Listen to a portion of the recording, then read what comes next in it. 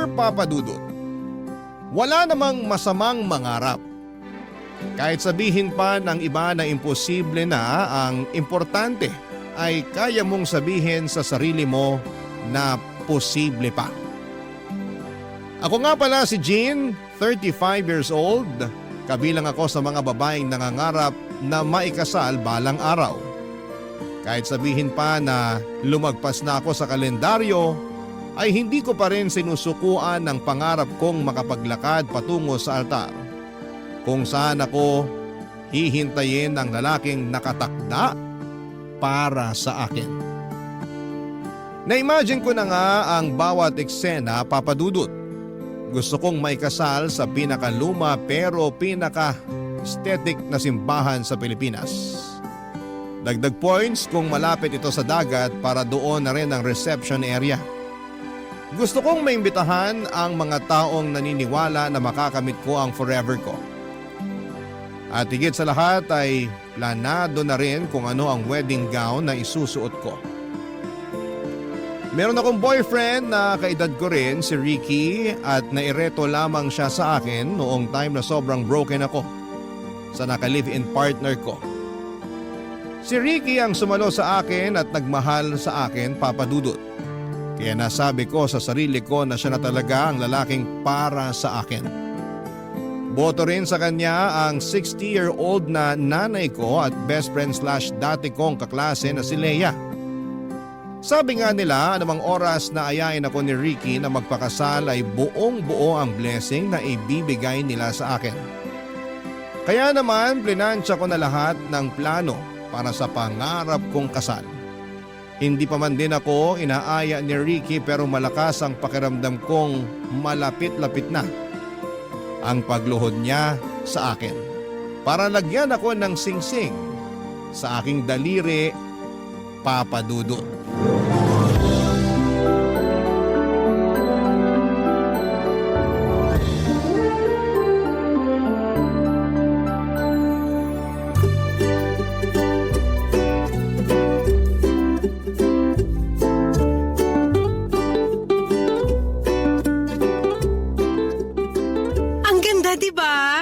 Nung model o nung wedding gown? Yung gown, ano ka ba? Linawin mo, pareho naman kasing maganda. Sa tingin mo bagay sa akin? Yung model o yung gown? Ito naman nakakainis na. Ano bang meron sa gown na yan? Nag-propose na sa'yo si Ricky, no? Ano? Nag-propose si Ricky? Si nanay naman nakakagulat. Biglang pumapasok sa eksena. Ano tong narinig ko na nag-propose na si Ricky? Kailan? Bakit? Baka bakit ka naman dyan, Nay? Parang katakataka naman na may lalaki magpo-propose sa akin. So nag-propose na nga sa'yo si Ricky? Saan? Kailan? Bakit? Isa ka pa. Hindi pa siya nagpo-propose. Eh bakit tumitingin ka na ng wedding gown kung hindi pa naman pala siya nagpo-propose? Window shopping? Oo nga. Bakit ka tumitingin ng wedding gown? Naka-sale ba ngayon kaya kailangan magmadali? Walang sale. Nakaramdam lang ako ng lukso ng dugo no makita ko tong wedding gown online. Lukso ng dugo? Anak mo ba yung wedding gown na yan? Si nanay naman eh. Gets nyo na yun. Unang kita ko pa lang sa gown na to, alam kong siya na. Hindi ko na to papakawalan pa. Dahil ang wedding gown na ganito minsan lang darating sa newsfeed mo. So bibilin mo na? Ipapabili ko kay Ricky. Hindi pa nga nagpo-propose sa'yo si Ricky, tapos pabibilhin mo na agad siya ng gown? Girl, singsing muna ang dapat na inaatupag niya, no? Tama si Leia. Sing-sing ang dapat inuunan ni Ricky. Yang gown, saka na yan kapag ikakasal na talaga kayo. Bakit kasi mauuna yung singsing? Bakit hindi pwedeng wedding gown muna? Eh yun nga ang mas nakikita sa mismong kasal kaysa sa singsing. Yun ang makikita ng mga bisita. Yun ang unang pupurihin. Eh hindi ka pa nga inaaya ni Ricky na magpakasal. Ang advance mo masyado. Iniisip mo na agad kung paano pupurihin ng mga bisita yung wedding gown mo. Basta malapit na rin naman mag-propose si Ricky sa akin. Ramdam ko. Dahil na naman ba yan sa lukso ng dugo? Kanina pa lumulokso yung dugo ko sa'yo, Jean. Nakaka-high blood ka, ha? Bakit pa ayaw niyong magtiwala na magpo-propose sa akin si Ricky? Bakit ayaw niyong maniwala na may susuot ko rin tong gown na to? Ang hirap kasing pangunahan si Ricky. Ganito na lang. Abangan mo muna ang proposal bago ka ma-obsess dyan sa wedding gown na yan. Basta. Ipapabalik ko tong gown na to kay Ricky. Sure na ako rito. Ito talaga ang gusto ko. Masyado kang maligalig ngayon. Sa mga susunod na araw, linggo o buwan, baka makahanap ka pa ng mas magugustuhan mong gown. Hindi na, Nay. Ito na talaga yung gusto kong gown. Wala na makakapagpabago sa isip ko. May message ko na yung nagbebenta nitong gown. Pinapareserve ko na. Wow! Ang lakas ng pananalig mo kay Ricky na aayain ka talaga niyang magpakasal ah. Magkano ba yung gown na napupusuan mo, ha? 75,000 pesos. Tax-free. 75,000? Tax-free? Pwede na yung panghanda, ah. Makakain mo ba yung gown, Jean? Bakit pa ang kontrabida nyo today? Sulit naman ang 75k sa ganda ng gown na to ah. Isang beses mo lang namang magagamit yung gown na yan. Sayang ang 75k. Unless gagamitin mo tuwing Sabado para mamalengke. Sumama ang loob ko sa pagiging nega ni Nanay at Lea tungkol sa gown ko. Hindi ko na lang pinahaba pa ang usapan dahil baka mausog pa nila ang pangarap kong wedding gown. Binago ko na lamang ang usapan at mabilis lang naman nilang nakalimutan ang tungkol sa presyo ng gown. Pero nasa isip ko pa rin ang tungkol sa gown na yon, Papa Dudut. Aaminin kong medyo naging nega na rin ang pag-iisip ko. Lalo na tungkol sa pagpo-propose ni Ricky sa akin. Paano nga ba kung hindi mag-propose si Ricky? Noong gabing yun ay panayang bantay ko online para sa wedding gown na yon. Natatakot ako na baka may mag-mine o kahit nga yung magtanong lang ng presyo ng gown ay kinakabahan ako. Baka maunahan ako. Nape-pressure tuloy ako kung paano at kailan magpo-propose si Ricky para ma-reserve ko na yung gown. Kaya naman gumawa na ako ng paraan para mapabilis ang proseso ng lahat, Papa Dudut. Inaya ko mag-dinner si Ricky pagkatapos ng mga trabaho namin. Walang hiya-hiya na sinabi ko sa kanya na may gusto akong wedding gown. Doon pa lang ay nakita ko na pinagpawisan na siya. Kinabahan ako sa pwedeng maging sagot niya pero pinagpatuloy ko ang mga gusto ko pang sabihin. Sinabi ko sa kanya na agahan na niyang mag-propose kasi baka mabili na yung pangarap kong wedding gown. Pinakita ko yun sa kanya pati na rin yung message ko sa wedding shop na yon. Nakailang beses siyang nasamid kahit wala naman siyang kinakain o iniinom. Pinagpatuloy ko pa rin ang pagkukumbinse sa kanya. Nakipagkasundo ako na kahit wag na niyang bonggahan ang engagement ring na bibilhin niya. Okay na nga ako kahit stainless steel lang basta ilaan na lang niya ang pera para sa wedding gown. Hindi ko tinanggal ang pagkakangiti ko kay Ricky. Pero kabaliktaran naman yon sa kanya. Hindi siya makatingin sa akin ni makangiti ay hindi rin niya magawa. At nang gabing yon ay hinawakan niya ang kamay ko para makipag-break sa akin, Papa Dudut.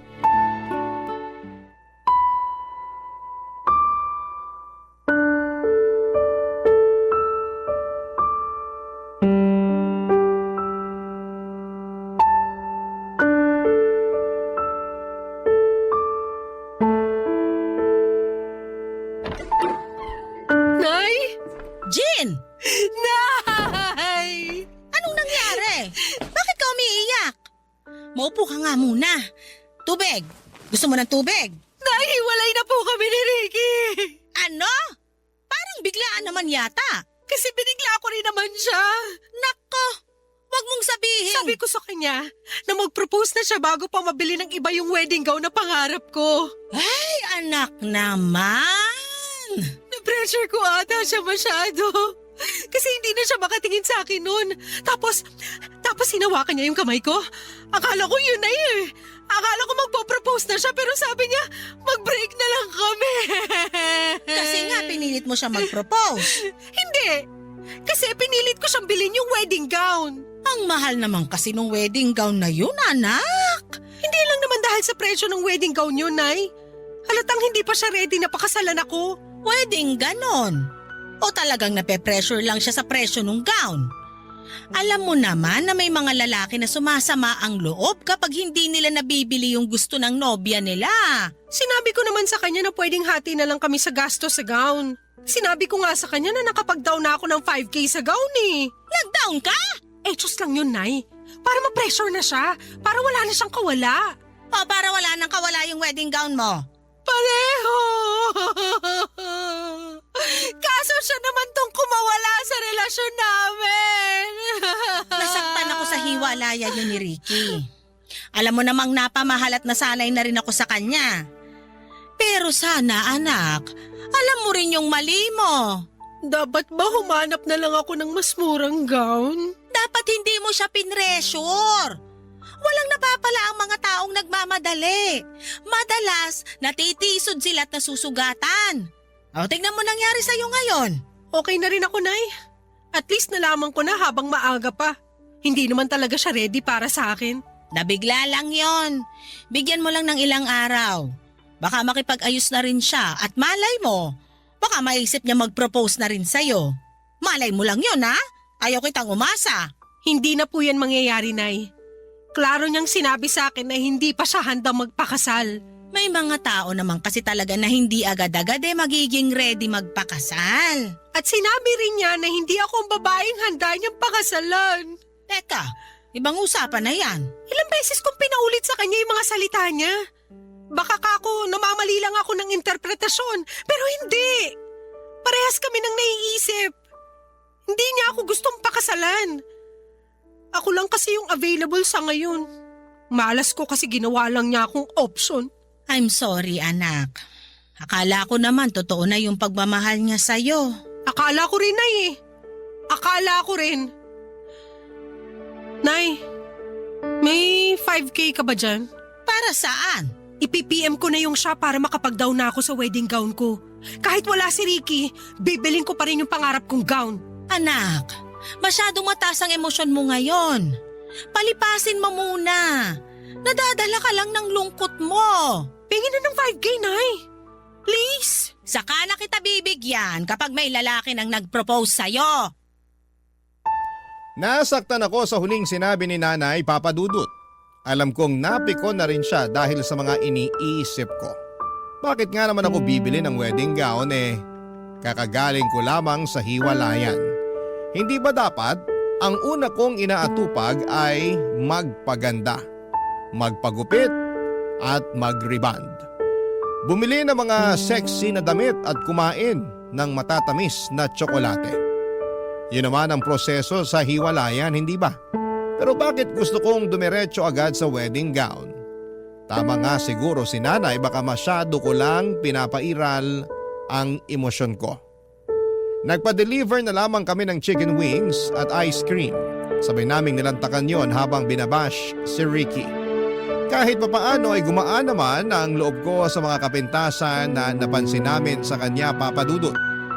Pero hindi ko pa rin matanggal sa puso ko ang pagmamahal ko para sa kanya. Halos 3 taon din kaming magkarelasyon. Akala ko ay siya na. Payapa ang loob ko sa kanya. Marami kaming pinagkakasundo ang dalawa. Bibihira kaming mag-away. Mature kaming pareho at hindi ako tinutoyo mula noong siya ang nakarelasyon ko. Kaya ganoon ako kakampante na okay kaming dalawa, Papa Dudut. Hindi kasi kami naging toxic sa isa't isa. Pero nagkabukingan sa totoong intensyon niya sa akin nang mapadaanan ko ang topic tungkol sa pagpapakasal. Doon pala lalabas ang katotohanan. Hindi naman niya ako ganun kamahal para idala sa altar. Ang sakit noon na mapakinggan sa isang lalaki. Lalo na sa isang katulad kong lagpas na sa kalendaryo ang edad. Gusto ko na rin namang maikasal pero bakit parang pinagkakait pa yon lalo sa akin. Hindi na muling nagparamdam pa sa akin si Ricky. Blinak na rin niya ako at ang mga mutual friends namin sa Facebook. Para siguro ay wala na kaming maging koneksyon sa isa't isa. Nasaktan ako roon dahil parang tinapon niya lamang ang ilang taon naming pinagsamahan. Pero ano pang magagawa ko kung hindi naman kami parehas ng nararamdaman ng mga panahong yon, Papa Dudut. Barangay Love Stories. Barangay Love Stories. Papadudod sa pagdaan ng mga araw matapos ang hiwalayan namin ni Ricky, wala akong ibang ginawa kundi ang sisihin ang sarili ko sa mga desisyon ko sa buhay. Lalo na sa mga lalaking pinili kong mahalin. Tulad ng iba na kagagaling lamang sa hiwalayan ay hinayaan ko lamang ang sarili kong malugmok sa lungkot at sakit. Hindi ako lumalabas ng bahay at madalas lamang akong nakakulong sa kwarto kapag wala akong trabaho. Panay ang nood ko ng mga malulungkot na pelikula, lalo na yung mga tungkol sa hiwalayan. Sa ganung paraan ay matatanggal ko sa puso ko ang mga nakabarang sakit. Inuubos ko na talaga lahat ng sakit na nafe-feel ko sa puso ko. Ganon kasi ako mag-move on. Hahayaan ko ang sarili kong malugmok at saka ako babangon. Hinayaan naman ako ng nanay ko na gawin yon at maliban na lamang sa best friend kong si Leia. Magkaiba kasi kami ni Leia. Pag ang best friend kong yon, ang nasaktan ay paniguradong babangon siya agad para durugin lahat ng mga nanakit sa kanya. Hindi man niya madurog ang mga taong yon pero sisiguraduhin niyang makikita nila na nakaahon na siya kaagad. Ma-pride kasi si Leia, Papa Dudut. Ayaw niyang nakikitaan siya ng kahinaan. Kaya ayaw din niyang makita yon sa akin. Gustuhin ko mang itago sa kanya ang pagkabigo ko, mabilis lamang niyang napansin yon. Lalo na sa trabaho ko. Magka-opisina rin kasi kami ni Leia at minamatsagan niya ako sa tuwing nadadown ako sa pagiging sawi ko. Napansin din niyang naapektuhan na ang trabaho ko dahil doon. Kaya naman minabuti niyang kausapin na rin ako, Papa Dudut. Hindi ko naman minasama yon, lalo't kailangan ko rin naman ng mag-uuntog sa akin para maintindihan kung hindi pwedeng lagi na lang akong malungkot, Papa Dudut.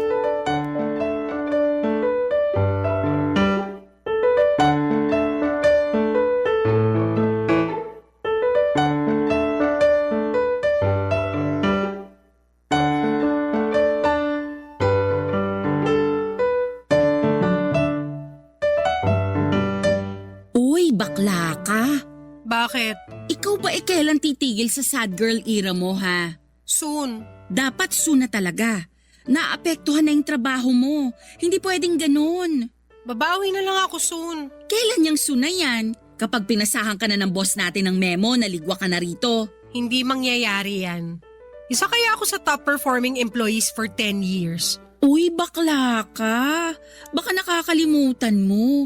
Madaling makalimutan ang 10 achievements mo sa isang pagkakamali mo lang. Kaya umayos ka dyan. Ano bang magagawa ko sa hindi nga ako makapag-function ng maayos? Masakit nga eh. Masakit. Hindi rason yan. Kahit masakit, umayos ka. Hindi hihinto ang mundo dahil lang nasaktan ka. Mag-adjust ka, no? Aba, ilang adjustments pa ba ang gagawin ko sa mundong to? Ako na lang lagi nag-a-adjust eh. Sa akin na lang lagi binabagsak yung sakit. Marami pa namang ibang tao, bakit parang ako lang ang available na sumalo? Lahat tayo may kanya-kanyang pinagdadaanan, Jean. Hindi lang ikaw. Magaling lang magdala yung iba. Eh di sorry na kung hindi ako magaling magdala ng pinagdadaanan ko. Ay, alam kong hindi madali ang pinagdadaanan mo. Minahal mo eh. Kaya lang… Para akong tangang umasa. Nasayang lang ang lahat ng pinost ko sa Facebook tuwing monthsary at anniversary namin. Mauuwi rin pala ako sa pagde-delete at pag-only me. Sabi naman kasi sa'yo na low-key lang dapat kayo sa Facebook eh. Hindi ko naman sinasabi na pakasalan na niya ako agad. Pero pressure mo siya na bilhin yung wedding gown mo. Kasalanan ko ba kung dahil doon ay na-pressure siya? Pinatunayan niya lang sa akin na hindi niya ako gustong pakasalan. At mabuti nang nalaman mo agad. Ngayon, makaka-move forward ka na.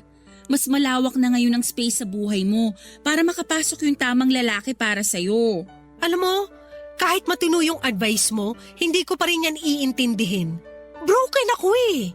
Ang iintindihin ko lang yung galit ko kay Ricky. Sinayang niya ang ilang taon ko. Sana hindi na lang niya ako niligawan at nilandi.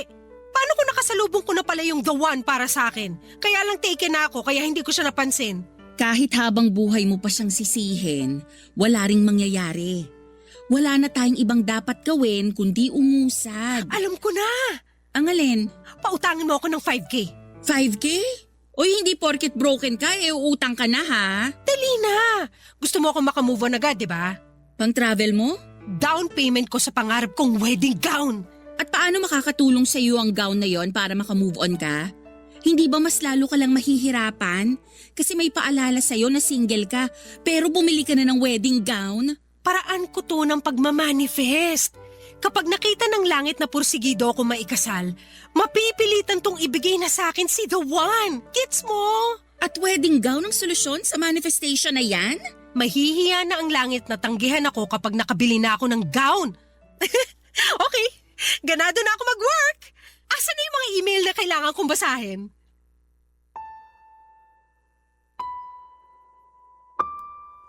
Napapailing na lamang si Leia sa naisip kong gawin, Papa Dudut, pero dahil nakita niyang bumalik ang sigla ko sa pagtatrabaho, nag-bank transfer na siya ng 5K para sa down payment ng wedding gown ko.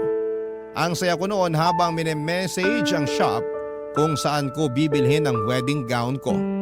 Pumayag naman sila sa palugit na 1 taon para mabili ko ang wedding gown na yon. Dahil doon ay nagkaroon ako ng drive para doblehin ang pagkayod sa trabaho ko. Lahat ng OT ay pinapatos ko noon. Tinipid ko ang sarili ko sa pagkain hindi lang para makatipid ako sa gastos, kundi para magkasya sa akin ang gown kapag naisuot ko na. Nawala ng lungkot na nararamdaman ko. Nakausad na rin ako dahil na-inspire ako sa pangarap kong wedding gown. Kailangan kong mabili yon kahit ano pa ang mangyari. Seryoso ako, alam kong kapag nabili ko na yon ay darating na si the one. Pinayuhan ako ni Leia na ipagpalibang ko na lamang ang plano ko. Dahil baka may makita pa raw akong mas magugustuhan kong gown at kapag nangyari yon ay baka kasama ko na rin ang the one ko. Baka nga raw yung the one ko pa ang bumili ng wedding gown ko para sa akin, pero kinontra ko yon. Sinabi ko sa kanya na kaya ko namang bilhin ang gown na pangarap ko. Paghihirapan ko yon at hindi ko iaasa sa kahit na sinong lalaki dahil ako naman ang magsusuot noon. Ako naman ang may pangarap doon. Hindi na ako sinagot pa ni Leia at hinayaan na lamang ako basta lang daw maging okay ako at masaya. Tatanggapin na lang niya ang kabaliwang ko.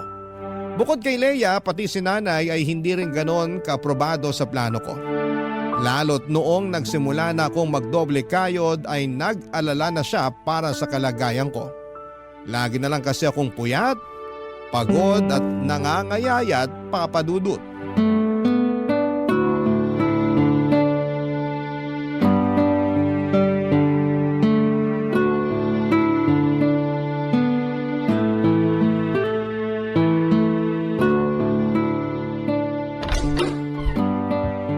Nay, bakit gising pa kayo?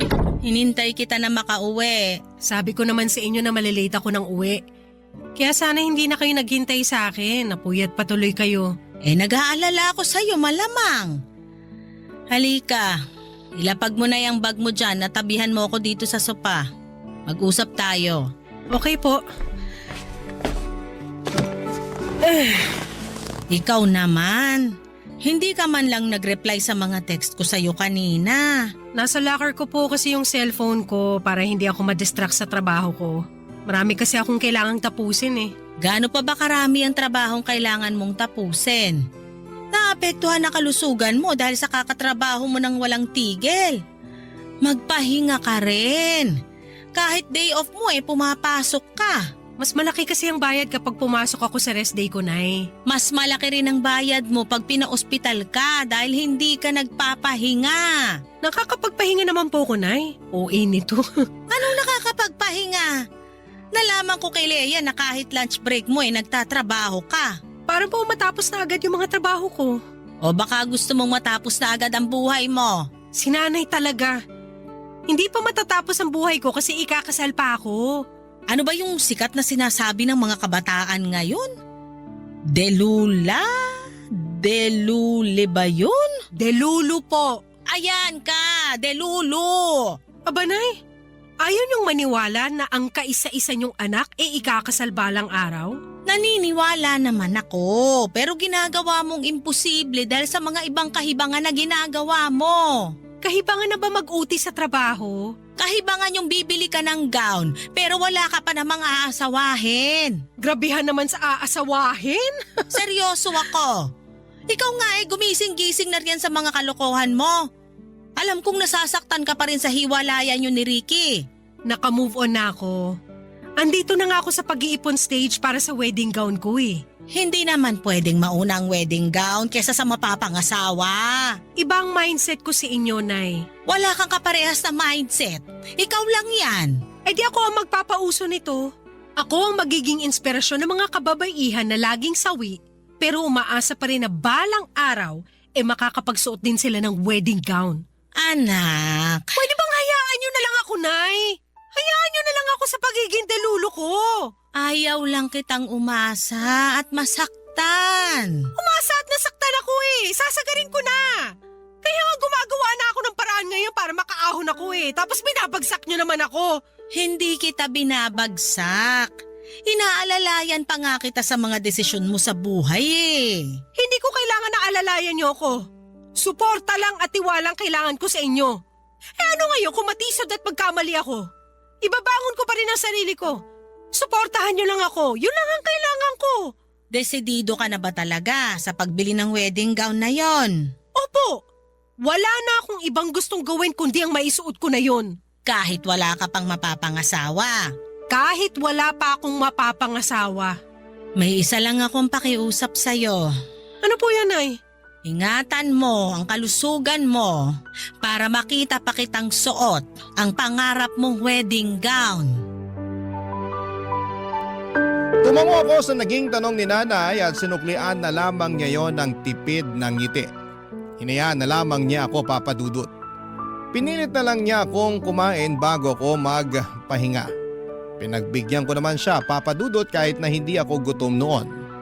Sa totoo lang ay parang hindi na ako nakakaramdam pa ng gutom dahil masyado ko nang iniisip ang pagtatrabaho.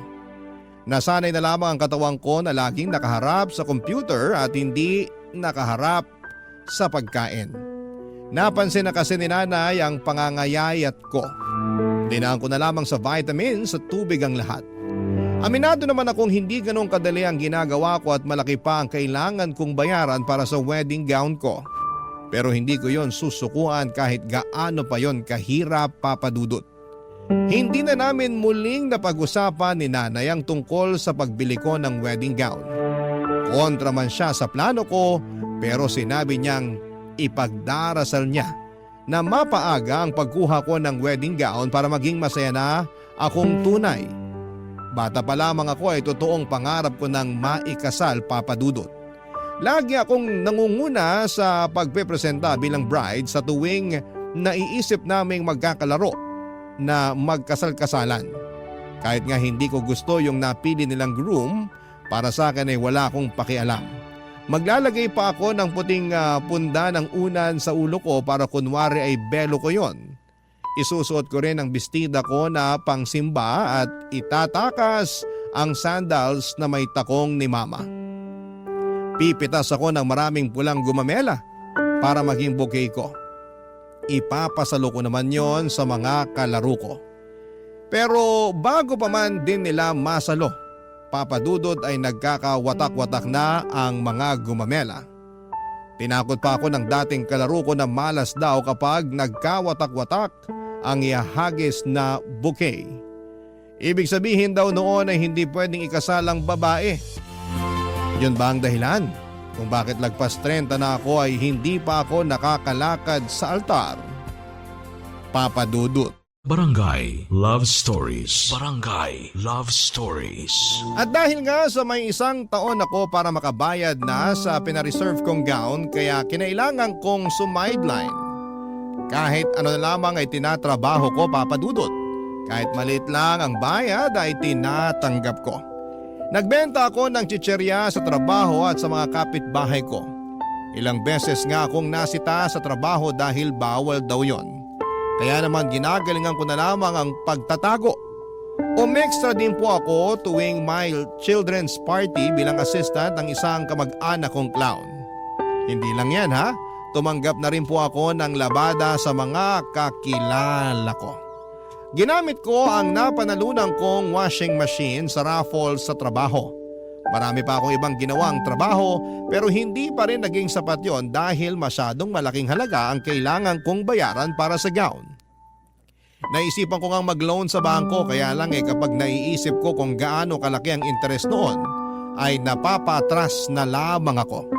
Di bale nang pag-ipunan ko at matagalan ng pagbabayad, ang importante ay pinaghirapan ko naman. Panay na nga ang kantsaw ng mga tao sa akin. Para raw akong may binubuhay na 100 mga anak. Pinagsabi ko na kasi ang dahilan ko ng pagtitriple ng kayod. Marami ang nagsasabi na ginagawa ko lang daw na tanga ang sarili ko. Prangka nilang sinabi na walang pupuntahan at manghihinayang lamang ako sa huli kapag nabili ko na ang gown tapos wala naman pala ang papakasalan ko. Aaminin kong nakaka-down yun pero pinakita ko sa kanila na mali sila. Naisip ko na isa lang sila sa mga hadlang para makamit ko ang mga pangarap ko. Pinadala lang ang mga kontrabidang ito ni Lord para subukin kung hanggang saan aabutin ang pasensya at kagustuhan kong mabili ang pangarap kong gown.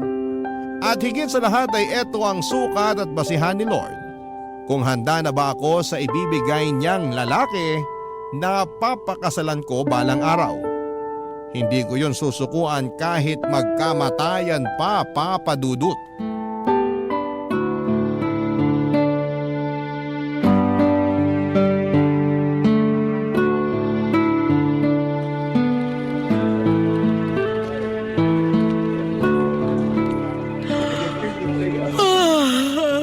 O ano, inaantok ka na.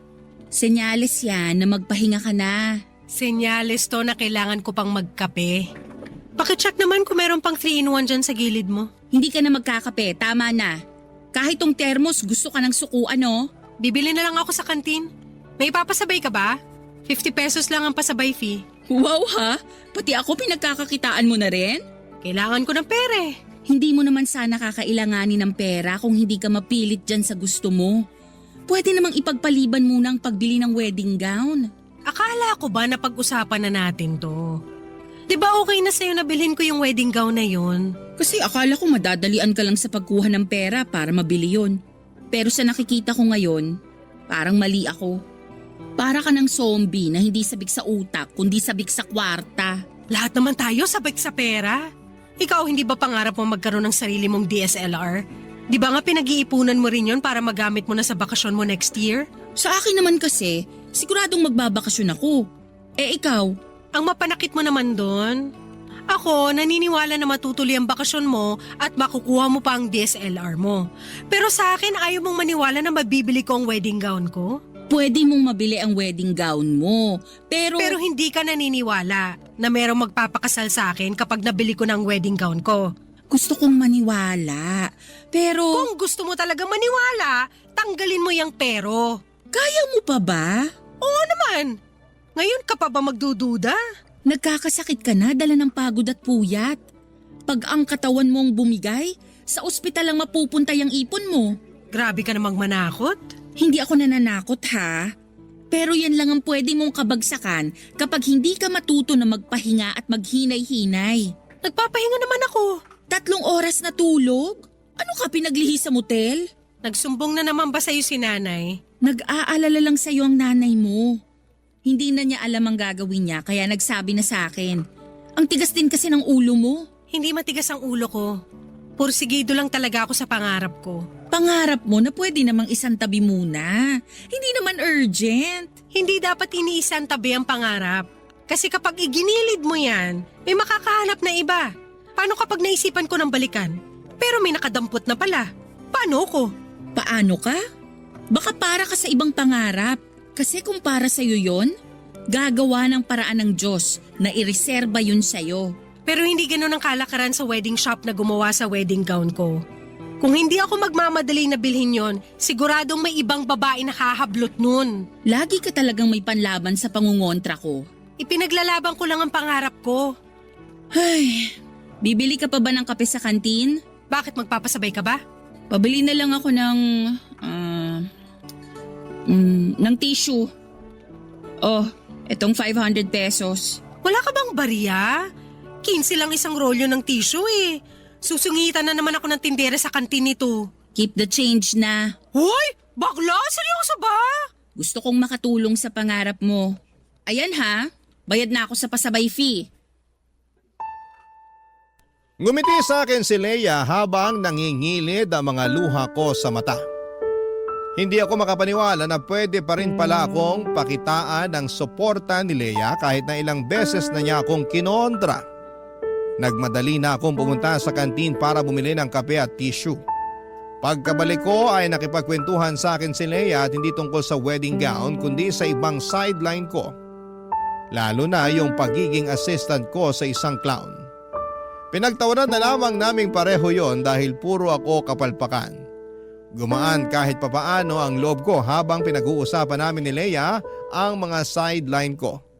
Sinabi niya sa akin sa dulo ng usapan na isasama niya ako sa mga novena nila ng lola niya para mapabilis daw ang pagsagot ni Lord sa kahilingan ko. Sapat nang marinig ko yon mula sa best friend ko. Sapat na sa akin ang dasal para makayanan ko pang ilaban ang pangarap ko.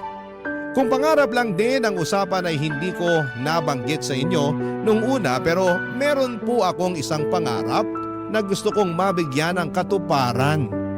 Yon ay ang pangarap ni nanay na makita akong ikasal. Hindi na niya marahil matandaan pero noong bata pa lamang ako ay napag-usapan nila ng lola ko na gusto niyang maabutan ng araw na makapagsusuot ako ng wedding gown at makakalakad sa altar. Sa ganung paraan daw ay mapapayapa ang kanyang kalooban dahil meron ng isang lalaki na mag-aalaga at magbibigay ng lahat ng pangangailangan ko. Para nga akong kinurot sa puso nang idagdag ni nanay na kapag nangyari yon ay handa na siyang sumunod sa tatay ko sa kabilang buhay dahil hindi na niya kakailanganin pang problemahin kung sino ang magmamahal sa akin. Hindi ko yon binanggit kailanman kay nanay, siguro'y nakalimutan na rin niya yon. Pero kahit kailan ay natatandaan ko yon, Papa Dudut.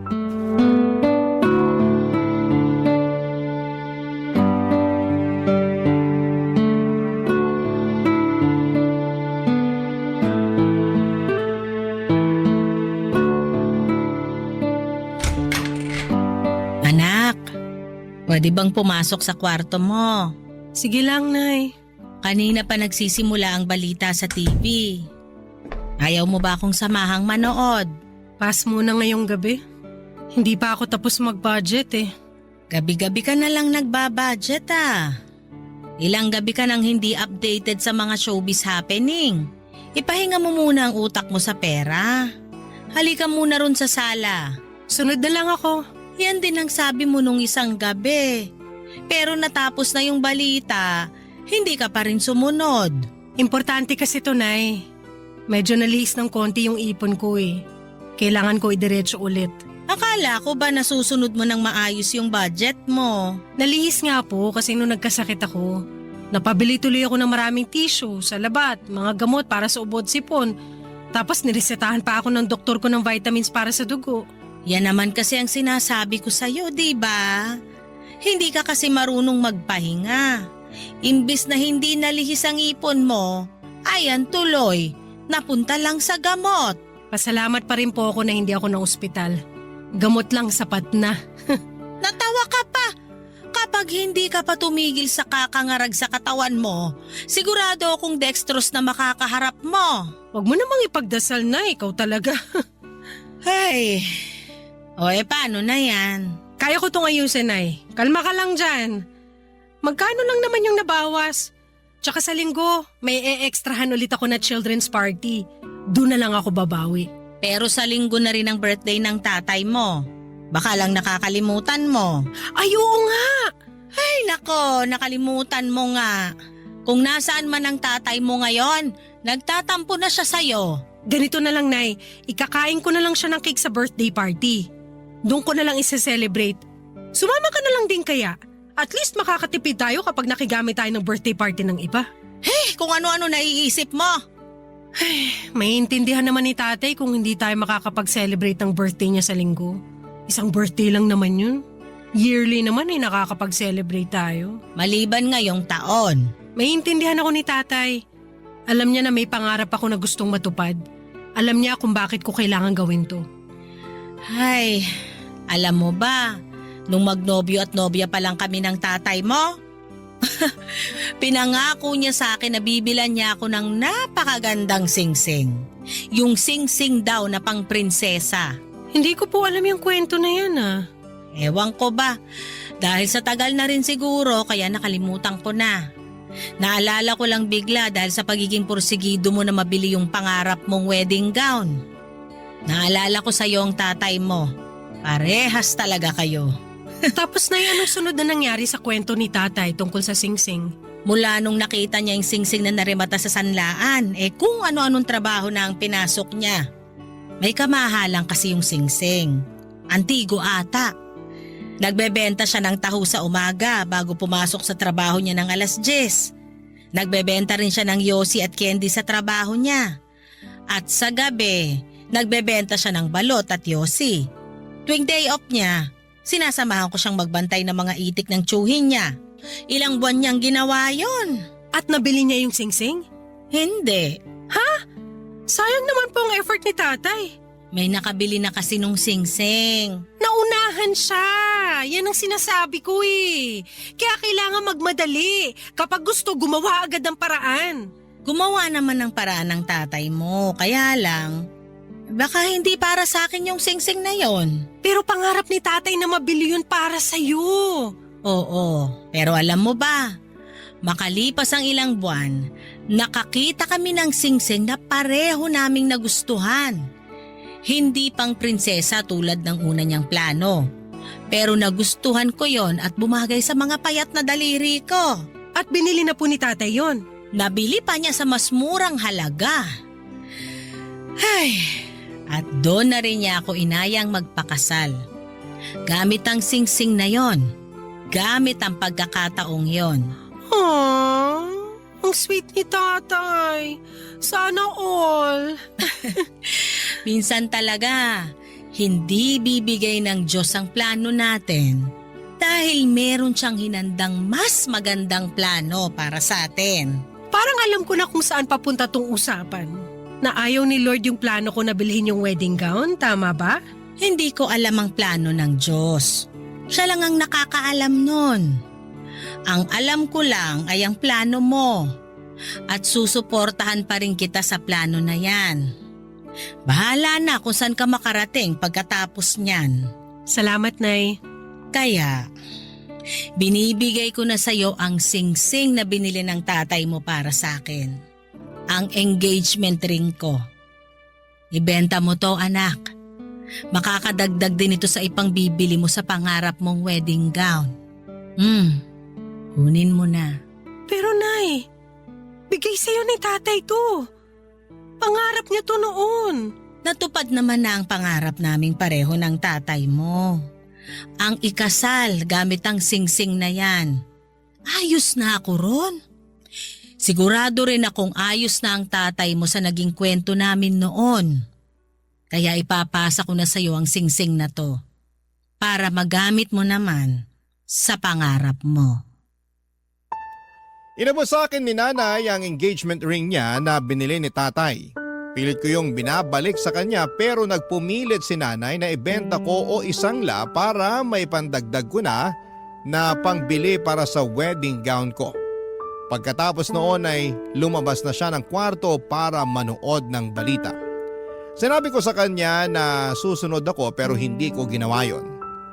Nahulog na kasi ako at nakulong sa pag-iisip habang nasa palad ko ang singsing ni nanay.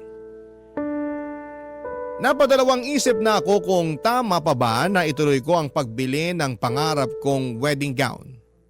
Gusto ko yun at nakapag-down na ako ng 5,000 para doon. Kahit wala akong karelasyon pero ginagawa ko yon para sa sarili ko. Simbolo yon ng pagmamahal ko para sa sarili ko. Simbolo yon na hindi ko kailangan ng isang lalaki para mabigyan ako ng mga pangarap kong bagay. Simbolo rin yon ng pangarap ko. Pangarap na maikasal balang araw. Kaya lang naisipan ko rin ang kwento ni nanay at tatay. Umikot yon buong magdamag sa isipan ko. Paano nga kaya kung merong mas magandang plano si Lord para sa akin? Tulad ng ginawa niya para sa mga magulang ko. Paano kung talagang gustong sirain ni Lord ang naplano ko dahil alam niyang merong mas makakabuting plano na hinanda na niya para sa akin?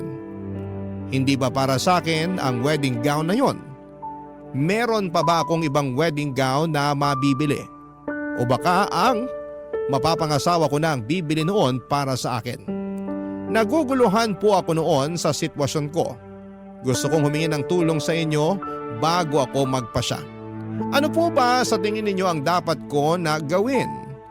Umaasa akong makakatulong ang lahat ng tagapakinig ng nangungunang programa ng Barangay LS na Barangay Love Stories sa problema ko. Bibilhin ko ba ang pangarap at gusto kong wedding gown? O ipagpapalibang ko yon at abangan na lang ang susunod na mangyayari sa mga susunod na araw. Maraming salamat po sa inyong lahat. Ako po ang inyong kapuso at kabarangay forever, Gene. Dear Papa Dudut, magandang araw sa inyo at sa mga ka-forever at kahabang buhay. Ako nga pala si Vanessa, 35 years old, na pangasawa ko ang beshi waps kong si Marvin. Kaedad ko rin siya, 10 years old pa lamang kami nang maging matalik kaming magkaibigan. Kaya naman masasabi kong kilalang kilala na namin ang isa't isa. Tanggap ko nga rin po ang pagkabakla ni Marvin. Opo, isang binabae ang napangasawa ko pero hindi yon naging hadlang para mahalin ko siya. Hindi yon naging hadlang para makita kong magiging mabuti siyang asawa. Mabilis lamang ang mga pangyayari. Isang araw ay nagulat na lamang ako na inamin sa akin ni Marvin na gusto na niyang maging straight at mag-asawa ng babae. Isang araw ay nagulat na lamang ako nang sabihin niya sa akin na gusto na niya akong pakasalan. Wala pa kaming relasyon noon pero sinabi niyang maitatawid namin ang pagsasama namin dahil matibay ang pundasyon ng pagkakaibigan namin. Pumayag ako, lagpas 30 na ako noon. Gusto ko na rin namang mag-asawa. Hindi ko pinagsisihan na umuo ako kay Marvin. Kahit sabihin pang marami ang mga humusga sa tibay ng relasyon naming dalawa. Marami ang nag-iisip na panandalian lamang ang magiging relasyon namin dahil siguradong babaluktot daw muli si Marvin. At ako naman daw ay hindi makukontento sa pagsasama namin dahil alam ko raw na iba ang hanap ni Marvin sa isang asawa. Kibit balikat na lang kami sa mga sinasabi ng iba dahil gusto naman naming panindigan ang desisyon namin. Kaya lang isang araw ay nagsimula na ako magduda sa kanya, Papa Dudut. Natakot na ako sa kahihinatnan ng relasyon namin. Nangyari yon nang tulungan ko siyang mag-ayos ng mga gamit niya isang buwan pagkatapos naming ikasal, Papa Dudut.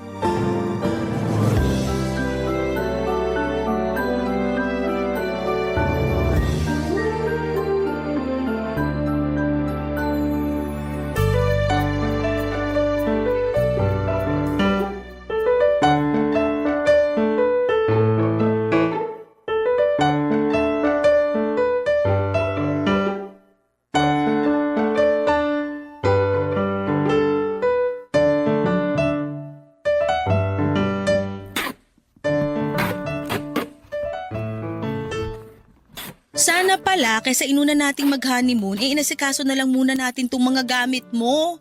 Natambakan tuloy tayo ng gagawin ngayon. Late din kasi pinadala ni Mama itong mga gamit ko.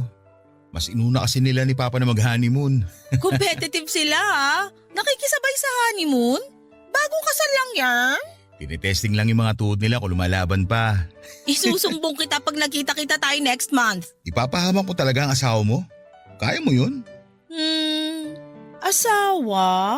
Oh, bakit? Naninibago lang. Naninibago pa rin. Isang buwan na tayong kasal ah. Sanay ako bilang beshiwap mo. Alam mo yan. Pwede pa rin naman tayo maging mag-beshiwap eh. Magandang araw na maging mag-best friend na mag-asawa. Pampatibay ng relasyon. Hindi ba tiwala ang nagpapatibay ng relasyon? Akala ko nga chismis ang pampatibay ng relasyon eh. Ay nako, tapusin na nga lang natin tong pag-ayos ng gamit mo para makapagpahinga na tayo. Mabuti pa nga para makapagkadal na mamaya. Sayang ang lamig ng panahon kung hindi mapapakinabangan. Char! Huwag ka na nga magsabi ng char. Baka may makarinig at sabihin na pumipitik na uli ang mga daliri mo. Ay wala akong pake. Char! Ewan ko sa'yo. Pag ikaw nahipa ng hangin pabalik sa dating kasarian mo, naku lang talaga. Abot mo na nga sa akin yung karton dyan sa tabi mo para masimulan ko ng iligpit laman yan. O heto, dahan-dahan ha. Mabigat to. Ano ba laman itong karton na to? Napakabigat. Hindi ko natanda. Check mo na lang. Ano nga ba laman nito? Make-up? Bestida? High heels? Ah, yan pala laman yan box. Doon mo na lang ilagay sa dulong cabinet kasama ng mga ibang abubot ko. Bakit meron ka pa rin itong mga to? Bakit ko naman kasi tatapon yan? Pwede pa naman yan magamit. Bago pa nga ang iba dyan eh. Lalo na yung mga makeup. Balak mo pa rin bang gamitin tong mga to? Pwede mo naman gamitin. Halos magkasing tangkad at magkasing katawan naman tayo. Kasya sa'yo yung mga yan. Ang iksi ng mga bestida mo. Hindi ako nagsusuot ng ganito. Takot ka bang kabagin dahil sa sobrang iksi? Isuot mo na lang kapag summer. Pag magbabakasyon tayo sa probinsya namin. Ipamigay mo na lang. Hindi naman ako nagsusuot talaga ng ganito. Kung ayaw mo isuot, itago mo na nga lang yan doon sa dulong cabinet. At bakit kailangan pa nating itago hindi naman na magagamit? Sayang lang yung space sa cabinet para sa mga to. Ipamigay na lang talaga. Ayoko ipamigay kasi pinaghirapan kong bilhin yan. Branded kaya yung mga yan. Itago na lang para may remembrance ako kung ayaw mong gamitin. Remembrance? Gusto mo pa rin talagang maalala nakaraan mo? Parte na ng pagkatao ko nakaraan ko. Issue ba sa'yo ang kasarian ko noon? May problema ba? Wala naman. Sige, lalagay ko na lang to sa dulong cabinet. Baka magbagong isip ko at magamit ko rin balang araw tong maiiksing bestida. Pati yung mga makeup gamitin mo na bago mag-expire. Bagay sa'yo yung mga shade na yan lalo na yung rose pink blush on at taupe contour. Mas babae ka pa talaga sa akin. Pula at pink lang ang alam kong kulay sa makeup. Ikaw may nalalaman ka pang rose pink at taupe. Well, masyadong gifted sa kulay at kakikayan tong mister mo eh. Char.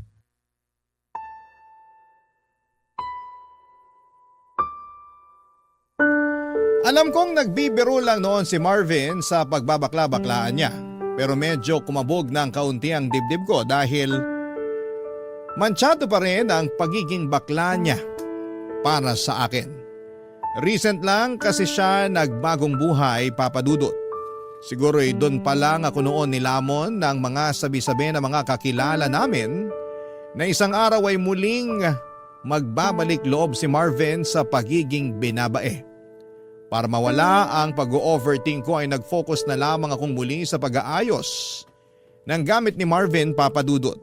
Marami pa ako nakita roon ng mga gamit niyang pangbabae. Hindi na lang ako umiimik at nilagay na lamang lahat sa dulong cabinet. Umaasa ako na hindi na yon magagamit pa ni Marvin. Umaasa ako na isang araw ay siya na ang magdidesisyon na ipamigay na lamang ang mga yon kaysa gawing remembrance sa naging buhay niya noon. Natatandaan ko pa na kasama ako noon lagi ni Marvin na bumili ng mga damit na pangrampa niya. Ako lagi ang tumutulong sa pagbibitbit ng mga pinag-shopping niya para sa pageant na sinasalihan niya noon. Pati nga yung mga damit na isusuot niya para sa mga date niya. Ako rin, Papa Dudut, ang kasama niya sa pagbili noon. Nakakatawa lang na isipin na asawa ko na ang beshi waps kong bakla na mas babae pa kung umasta noon sa akin. Minsan nakakaduda talaga kung totoong gusto na niyang maging straight o nape-pressure lamang siya ng iba para yakapin ang una at totoong kasarian niya. Lalo na kapag may kasama siyang ibang lalaki. Lalo na yung alam kong tipo niyang lalaki. Lumakas ang kaba ko lalo na noong pinakilala niya sa akin ang bago niyang katrabaho na si Deo. Kaedad lang din namin at gwapo pa. Dinala niya sa bahay namin isang gabi para makikain sa amin ng hapunan, Papa Dudut.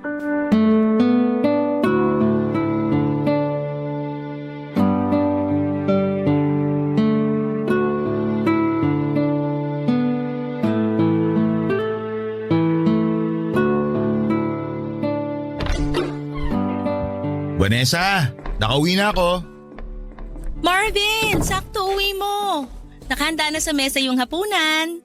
Lika na, kain na tayo. May kasama pala ako, katrabaho ko. Hi po. Hi! Deo, misis ko pala si Vanessa. Vanessa, bago kong katrabaho, si Deo. Totoo pala sinabi nito ni Marvin. Maganda pala talaga misis niya. Akala ko mayabang lang to eh. Mayabang talaga ako pagdating sa misis ko, no? Tignan mo, kilay pa lang ulam na. Parang mali naman na isipin na ulam yung kilay niya. Pero ang ganda nga ng kilay. Makapal at on fleek. Ako ang nagkikilay dyan tuwing day off ko. Ipaghihayabang ko lang ha. Tigilan nyo na yung kilay ko, baka mausog at magkauban bigla. Tara na sa kusina para makakain na. Kain na.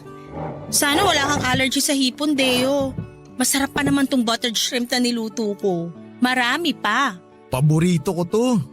Nako, hindi to makakatulong sa abs ko. Mapaparami kain ko nito.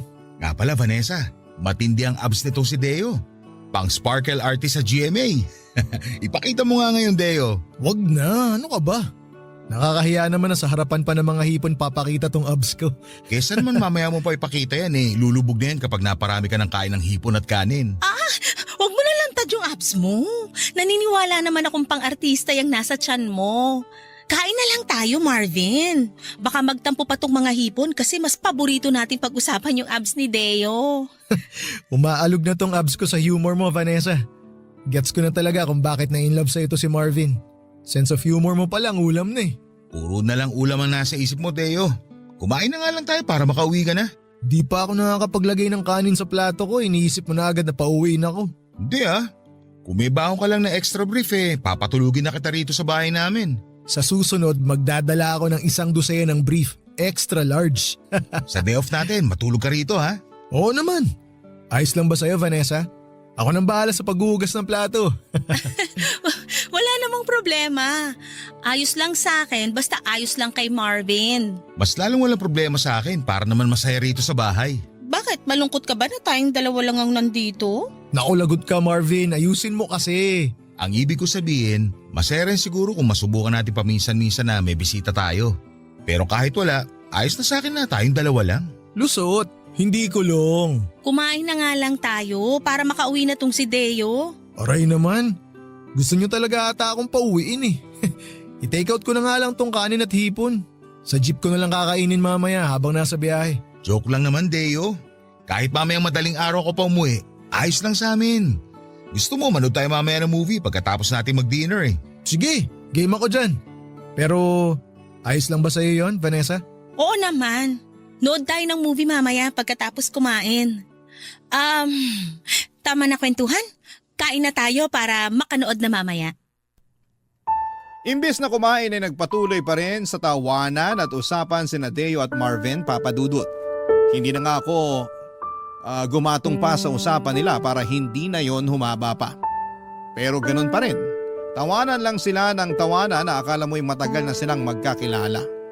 Hindi na rin ako nakaimig pa kahit gustuhin ko man. Parang nakalimutan na kasi nilang andun ako. At sila na lamang ang nagkakaintindihan sa mga pinag-uusapan nila. Kumain na lamang ako para makaramdam sila at doon na rin sila sumunod. Akala ko kapag nagsimula na silang kumain ay hindi na sila magkwekwentuhan. Pero hindi yun nangyari, Papa Dudut. Sumigi pa rin sila ng sumigi sa usapan. Late na tuloy kaming natapos kumain. Inaantok na ako noon pero ayaw pang umalis ni Deo.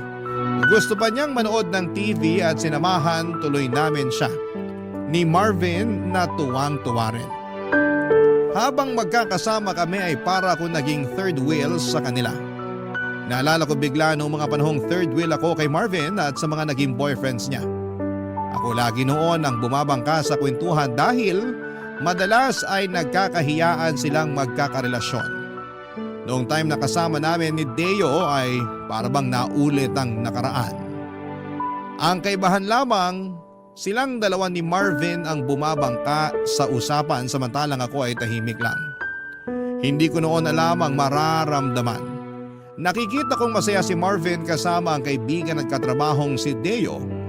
Pero ang sakit lang na makitang parang mas masaya siyang kasama si Deo kesa sa akin ang mismong asawa niya.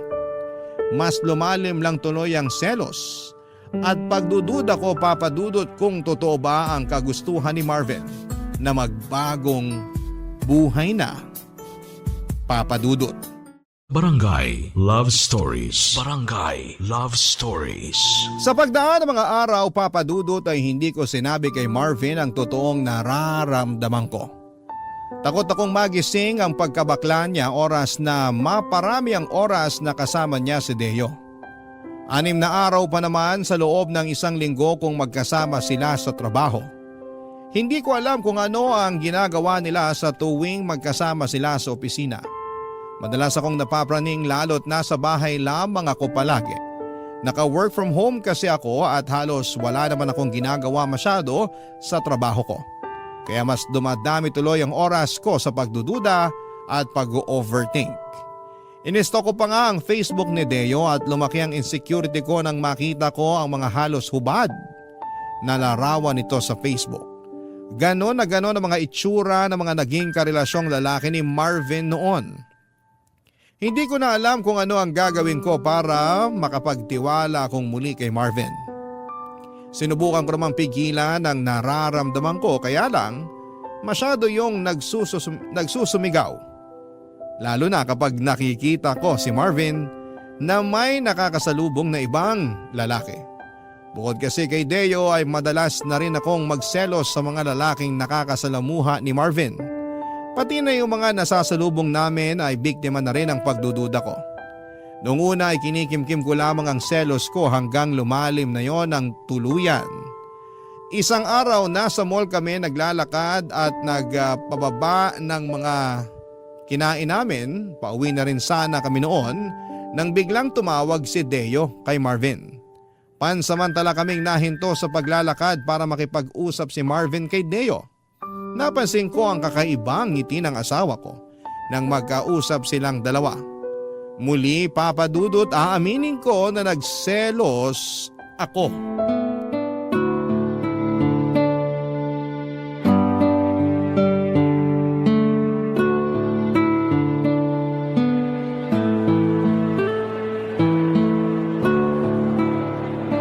Ang hirap namang matunaw nung kinain nating kaldereta.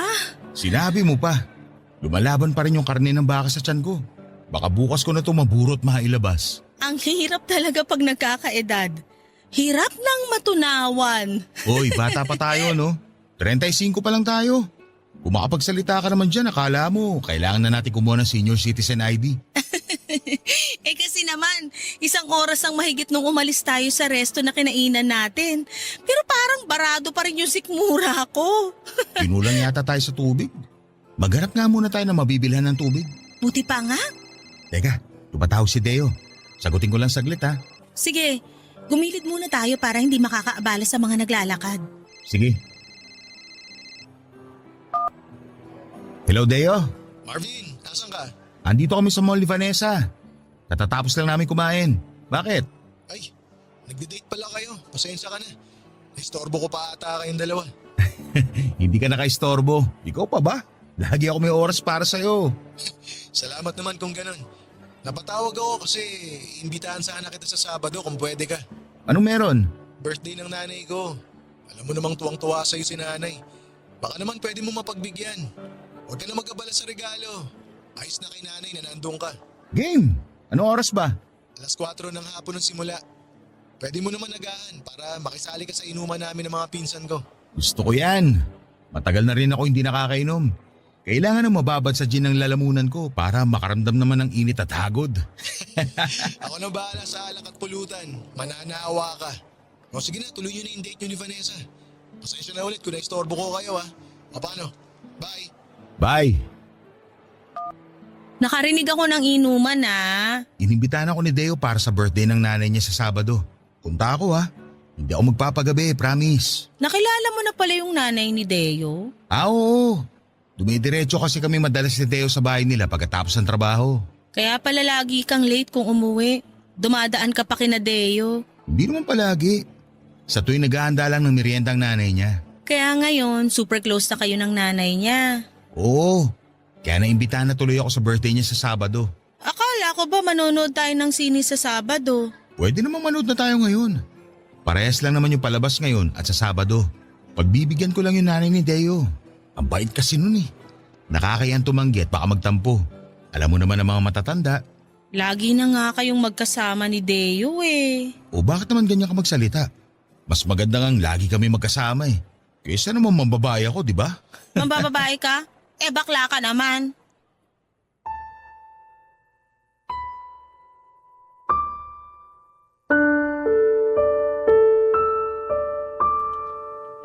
Papadudod, hindi ko maiwasang masabi yon kay Marvin dahil sa inis at selos ko.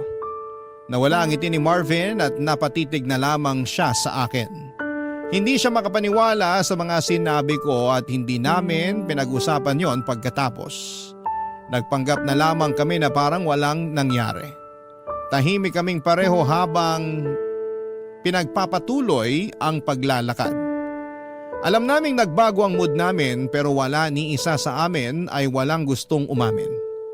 Gusto lang naming parehong makaiwas sa away at maiwasang mapag-usapan ang tungkol sa pagbulalas ko sa pagiging bakla ni Marvin. Naghanap kami ng mabibilhan ng tubig at nang nakabili na kami, nag-aya na agad si Marvin na umuwi na. Napagod na raw siyang maglakad. Gusto na raw niyang magpahinga. Tumango na lamang ako at sumunod sa kanya. Hanggang sa pagsakay ng jeep ay tahimik kaming pareho, Papadudot. Pati sa pag-uwi sa bahay ay ganun din. Nagkulong siya sa kwarto at ako naman ay naglinis ng mga naiwan naming kalat sa sala. Kinabukasan ay naging okay na ulit kami pero ramdam pa rin namin ang ilangan sa isa't isa. Wala pa rin ni isa sa amin ang gustong pag-usapan ng mga nangyari sa mall. Isang hapon ay hindi ako mapakali at parang may nagtutulak sa akin para kausapin si Deo. Gusto ko siyang makausap para malaman niya ang nakaraan ni Marvin at para alam din niya kung saan siya lulugar. Baka sakaling maisip niyang irespeto ang relasyon naming mag-asawa. Alam kong emosyon ko ang nagdidikta noon sa akin at mali ko na sumunod ako sa gusto noon. Kinuha ko ang cellphone ko at tinawagan si Deo. Nakuha ko ng palihim ang number ni Deo nang minsang makaidlip si Marvin at nakabukas ang cellphone nito, Papadudot.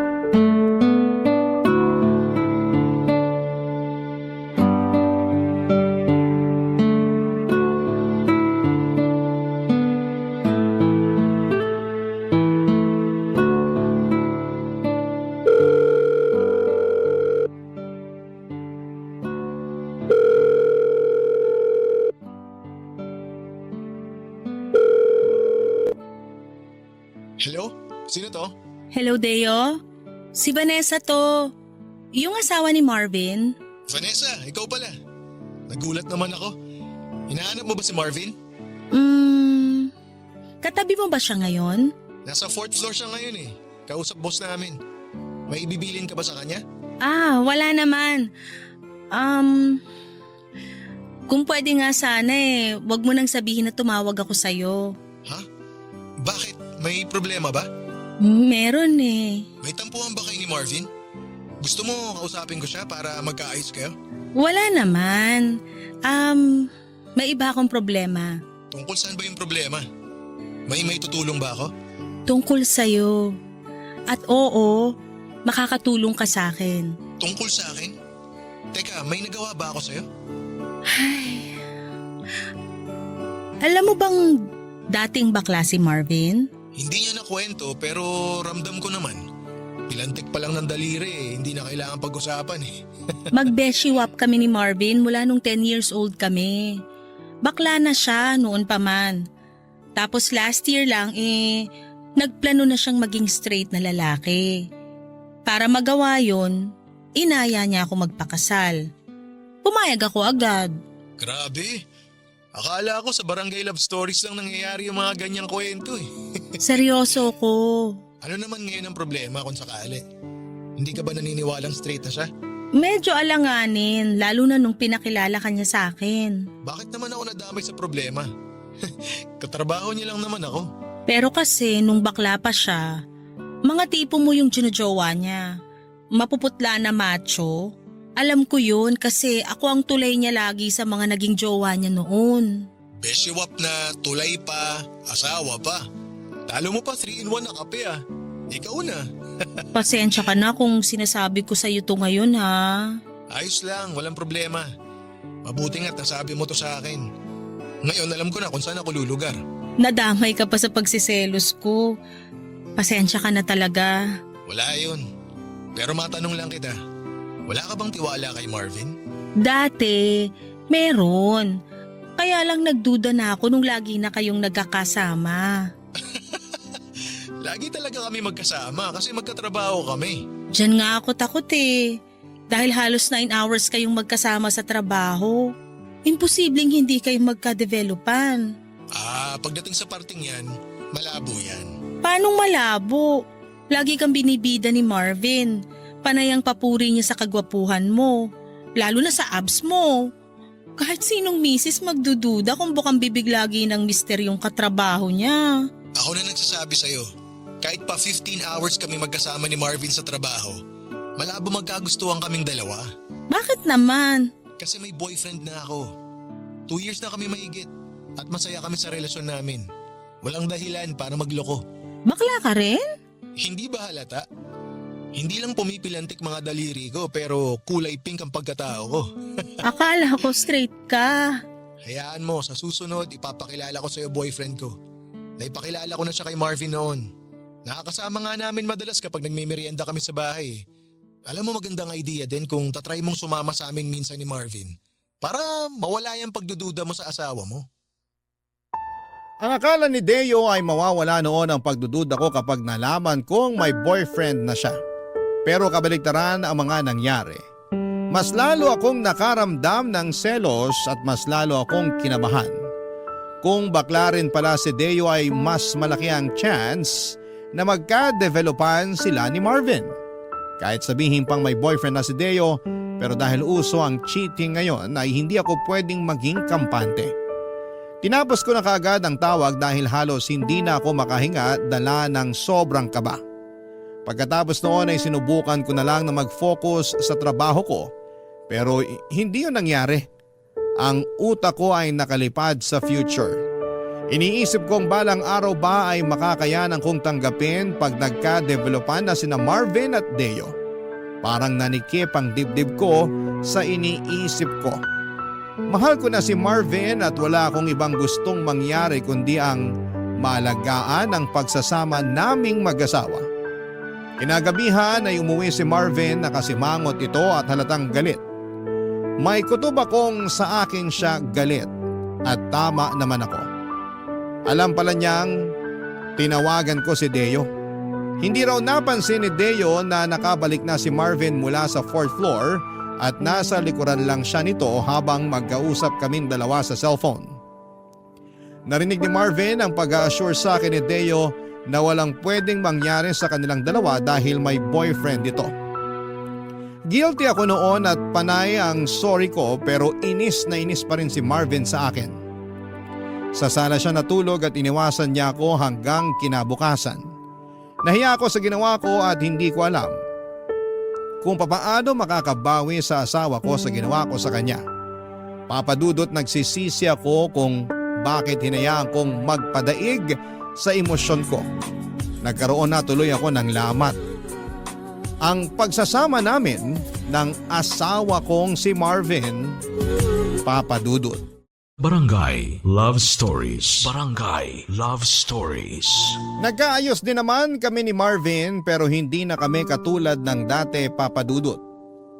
Nagbago na siya sa akin at alam kong dala yon ng kawalan ko ng tiwala sa kanya. Kilala ko si Marvin, ang pinakaayaw niya sa lahat ay ang mga taong pinagdududahan siya sa kahit na anong paraan at kadahilanan. Hindi ko man lang pinag-isipan ang ginawa ko. Alam kong nasaktan ko siya at hindi ko alam kung paano pa makakabawi. Mabilis pa namang mawala ng gana si Marvin kapag may nagawa kang hindi maganda sa kanya. Lalo na kung mismong karelasyon niya ang nakagawa ng masama sa kanya. Naalala ko nga yung isang karelasyon niya na siloso. Agad na hiniwalayan ni Marvin nang malaman nitong ini-stalk niya ang mga ex ni Marvin. Hindi raw siya komportable sa ganon. Kaya kahit gaano pa niya kamahal ang ex niyang yon ay iniwan niya agad para sa peace of mind niya. Dahil sa pag-alala ko sa ex ni Marvin ay natakot ako. Kaya nakipag-ayos agad ako sa kanya at ginawa ko ang lahat para mapatawad na niya ang mga nagawa ko. Kinulit ko siya hanggang sa mapilitan na siyang makipag-ayos sa akin. Nag-promise ako sa kanya na hindi na mauulit ang pagdududa ko. Naniwala naman siya at bumalik na kami sa dati at sinimulan ko ng magtiwala.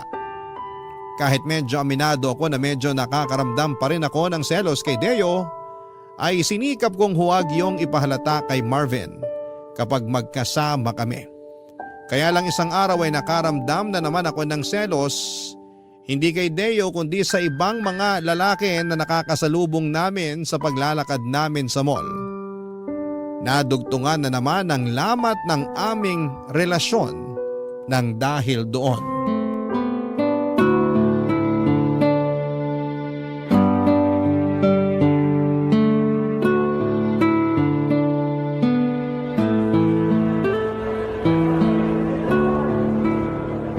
Pwede ba tayong dumaan sa second floor?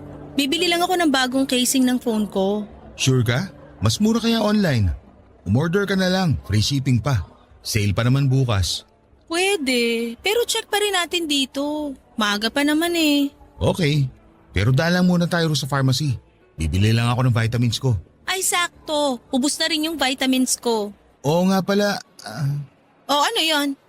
wala. May nasalubong ka lang na gwapo na tahimik ka na bigla? Ano na naman ba ang pinupunto mo? Wala naman. Huwag mo sabihin pinagsisilosa mo yung nasalubong natin. Masama ba? Natahimik ka nung dumaan siya eh. Wow, grabe. Ang lagkit pa ng tingin mo. Ni minsan hindi mo ako tiningnan ng ganon. Seryoso ka ba? Akala ko ba hindi ka na magsiselos? Akala ko rin eh. Pero iba yung dating sa'yo nung nasalubong natin. Parang gusto mong lundagan. Parang gusto mong lapain. Ganyan talaga kahayok sa lalaki ang tingin mo sa akin? Una si Deo, tapos ngayon ibang lalaki naman. Ang saklap ha, pati hindi ko kilala pinagsisilosan mo. Nakakaselos kasing reaksyon mo nung dumaan yung lalaking yon. Kakaiba yung tingin mo eh. Masama na ba tumingin sa ibang tao ngayon? Anong gusto mo? Sa'yo lang nakadikit ang mga mata ko. Tama na nga, ayoko na ng away. Ayaw mo ng away, pero ikaw naman to nagsimula. Kaya nga tinatapos ko na, di ba? Ano bang dapat kong gawin para matigil ka na sa pagsiselos mo? Wala. Tama na. Ayoko ng pag-usapan. Pag-usapan natin to para matapos na. Pag pinag-usapan natin to, baka relasyon na natin yung matapos. Matatapos talaga tong relasyon natin kung panay duda ka. Hindi kita pinagdudahan kanina. Nagselos at nagtaka lang ako. Ganon din yun. Hindi ka magsiselos kung hindi ka nagdududa. Umuwi na nga lang tayo. Wala na ako sa mood. Ikaw pa tong nawala sa mood ha. Eh di sorry na. Sorry kung pinagsilosan ko yung nasalubong natin. Huwag ka mag-alala. Last na yon. Duda ako. Pag nasimula mo na magselos, tuloy-tuloy ka na. Ganyan ka sa ex mo dati. Halos sakali mo na sa kakaselos mo. Alam mo naman palang selosa ako dati pa. Pero bakit pinakasalan mo pa ako? Kasi akala ko, bilang ilang dekada na tayo magkaibigan, buo na ang tiwala mo sa akin. Hindi ka pa ba tapos dumakdak? Ikaw, hindi ka pa tapos magselos? Hindi pa ako pwedeng manalo sa usapan na to? Bakit ko hayaang manalo yung pagsiselos mo? May karapatan ako magselos dahil asawa kita. Dahil mahal kita. Kahit asawa kita, wala ang karapatang pagdudahan ako. Lalo ng kasarian ko. Hindi ako nagdududa sa kasarian mo. Sinungaling, kung hindi ka duda sa kasarian ko, bakit halos ikamatay mo yung kakaselos sa lalaki na kasalubong natin? Hindi ako nakasagot sa sinabi ni Marvin, Papa Dudut. Nahiya ako bigla dahil alam kong tama siya. Talaga namang nagdududa pa rin ako sa kasarian niya pero hindi ko magawang aminin yon sa harapan niya. Nang hindi na ako sumagot ay naglakad na ng mabilis si Marvin para makalabas na ng mall. Humabol naman ako pero hindi kami nag-usap. Sabay pa rin kaming sumakay ng taxi pa uwi at hindi pa rin kami nag-iimikan sa loob ng taxi hanggang sa makauwi kami ng bahay. Hindi na ako muling kinausapan ni Marvin kahit ilang beses na ako nag-attempt na pag-usapan namin ang mga nangyari. Alam kong napagod na siya sa ginagawa ko at kahit ako ay pagod na rin namang magduda. Kaya lang ay hindi ko pa ma-practice na magtiwala ng buo sa kanya. Hindi ko maipaliwanag sa kanya kung bakit ganon akong magduda. Ayokong galitin pa siya lalo kaya naman ako na rin mismo ang dumistansya. Sa mga sumunod na araw ay hindi na kami tuluyang naayos. Lagi na lang late kung umuwi si Marvin at hindi na kami nakakapag-usap tulad ng dati.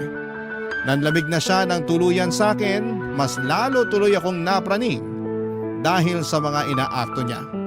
Dahil sa pagdistansya niya sa akin ay naisip kong mas lalo lang lalaki ang chance na mapalapit siya kay Deo o sa ibang lalaki na makakasalamuha niya. Baka nga, para makaganti sa akin ay manlalaki na siya para lang patunayan ang mga pagdududa ko sa kanya. Natakot ako lalo sa mga iniisip ko, Papa Dudut. Kaya bago pa umabot sa puntong yon ay kinausap ko na siya. Nahirapan akong harapin siya noong una dahil nga sa panayang iwas niya. Pero napilitan din siya na makipag-usap sa akin nang ma-realize nito marahil na hindi na namin pwedeng iwasan ang isyo na namamagitan sa aming dalawa. Nagkausap na ulit kami at sinikap na ayusin kung ano man ang naging gusot noong nakaraan, Papa Dudut.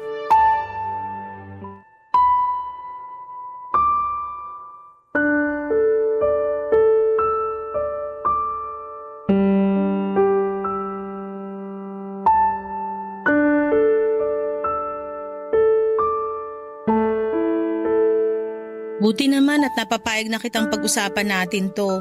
Wala naman na sana pag-uusapan kung marunong ka lang magtiwala. Ilang beses ko bang kailangang mag-sorry? Nakakapagod na ah. Nakakapagod mag-sorry, pero magduda hindi.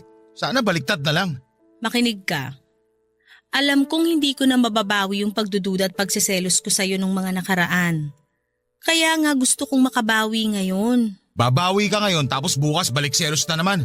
Ikaw naman tong walang tiwala sa akin. Ikaw pa talaga may gana magsabi niyan? Aayusin ba natin to o hindi na? Hindi ko alam. Pagod na ako sa kakaselos mo. Kung mauulit to sa susunod, binibigyan mo lang ako ng dahilan para pagsisiya na pinakasalan kita. Ang sakit naman yan. Mas masakit kaya lahat ang pagdududa mo. Masisisi mo ba ako? Wala pang 1 taon nung magdesisyon kang magpakalalaki. Buong buhay mo lagi kang naka-lipstick. Lagi kang naghahabol sa lalaki. Diring-diri ka kapag nadidikitan ka ng dibdib ng babae. Wala ka talagang tiwala, no? Oo, aaminin ko hindi ganun kadaling panindigan to pagiging lalaki ko. Pero ginagawa ko. Araw-araw sinusubukan ko. Kaya sana, subukan mo rin magtiwala. Kasi nadadamay ako sa pagiging nega mo sa akin. Ayoko naman sanang maging nega. Kaya lang kasi, Kaya lang ano? paano kung isang araw mapagod ka na sa kakasubok? Paano kung isang araw ma-realize mo na mas gusto mo na lang uli maging bakla? Na mas gusto mong yumakap sa lalaki kaysa babae? Paano ako?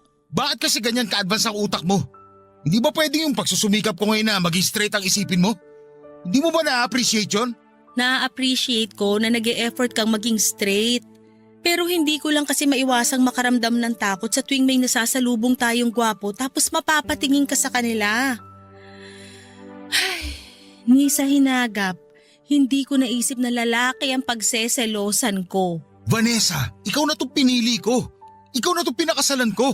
Marami naman dyan na pinili nga sa una. Pero sa huli, iniwan pa rin. Kaya hirap ka magtiwala kasi nakafocus ka sa mga mali ng iba. Hindi tayo yun. Iba tayo. Mahal kita at mahal mo ko. Hindi ba pwedeng yun na lang atupagin natin ngayon? Kesa lagi tayo mag-aaway dahil sa walang kwentang pagdududa mo. Paano bang gagawin ko? Nahihirapan na rin ako eh. Gustuhin ko man na di magselos, pero ramdam ko pa rin eh. Lalo tuwing wala ka rito sa bahay at kasama mo si Deo. Si Deo na naman? Ilang beses ko bang sasabihin sa'yo na magkaibigan lang kami? May karelasyon yun. Nakakahiya na pati siya idadamay mo sa pagsiselos mo. Kasi naman, panay-puri ka sa itsura niya. Lagi mong binabalita sa akin kapag pumapasok siya sa opisina niyo na mala artista yung datingan. Dahil lang doon kaya ka nagdududa?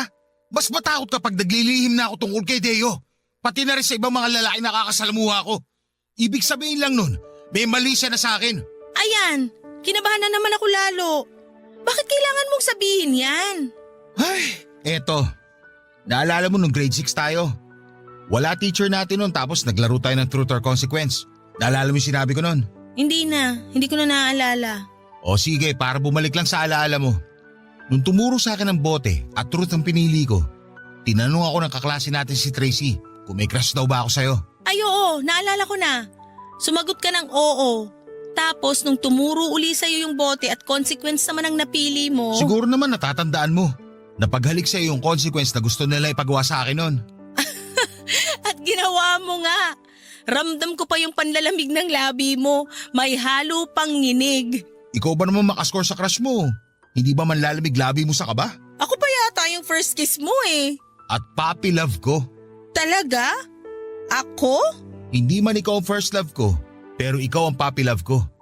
Ikaw ang pinakaunang kilig sa buhay ko bago ako lumiko at natuto man lalaki. Ay, aaminin ko sa'yo, na-attract pa rin ako sa lalaki. Aaminin ko rin, nung bagong pasok si Deo sa office namin, nagkakrush ako sa kanya. Pero panandalian lang yun. Nawala rin kagad na ma-realize ko na maayos pala siya na maging kaibigan. Hindi ko alam kung nakatulong ba yung sinabi mo sa pagiging selosa ko. Ito, hindi ko alam kung makakatulong pero susubukan ko. Walang halong biro. Ikaw na ang gusto kong makasama habang buhay. Wala nang iba. Napakaswerte kong napangasawa ko ang best friend ko. At napakatanga ko kung gagawa pa ako ng dahilan para magkahiwalay tayo. Oo, ramdam ko pa rin ang pagiging bakla ko. Hindi ko agad yun matatanggal sa sistema ko. Pero kung meron pa akong isang hindi matanggal sa sistema ko, yun yung kagustuhan ko na maging katuwang ka sa buhay at makasama ka hanggang sa pagtanda. Nakatitig lang sa akin si Marvin habang sinasabi ang mga linya niyang yon. Aaminin kong nakatulong yon para mabawasan ang nararamdaman kong selos at pagdududa. Niyakap ko na lamang siya dahil hindi ko rin alam kung ano ang susunod na sasabihin para hindi masira ang moment namin. Pagkatapos noon ay nagbalik na kaming muli sa masayang relasyon namin. Kaya lang, ramdam ko na noon ng pagiging maingat ni Marvin. Ramdam ko rin na napapraning na siya sa tuwing lumalabas kami at nakakasalubong kami ng gwapong lalaki. Iniiwasan na rin niya si Deo at ramdam ko ang lungkot niya noon. Alam ko naging close na silang dalawa at nakasira lamang ang pagsiselos ko sa samahan nila. Aaminin ko na hanggang ngayon ay hindi pa ganoong kabuo ang tiwala ko kay Marvin. Siguro'y likas na sa akin ang magduda dahil yun na ang nakasanayan ko sa mga dating nakarelasyon ko. Pero bala ko na sana yung itigil kaya lang ay hindi ko alam kung papaano. Ayoko magkasira kami ni Marvin dahil wala na akong ibang gustong makasama kundi siya na lamang talaga. Lalo't nagbabalak na kaming magkaroon ng anak bago matapos ang taong ito. Hindi naman makakatulong kung may ilangan pa kami pagdating sa tiwala kung paplanuhin na naming bumuo ng pamilya. Baka naman may tips kayo kung paano mawawala ang pag-overthink ko. Kung paano mawawala ang pagdududa at ang pagsiselos ko. Gusto ko sanang maayos ang relasyon namin pero sana'y matulungan ninyo ako kung papaano. Salamat po sa mga susubok na tumulong at magpadala ng komento sa inyong Facebook page. Salamat na rin po sa team sa Barangay LS sa pagdinig at pagbabahagi ng aking kwento. Ang inyong forever kapuso at kabarangay, Vanessa.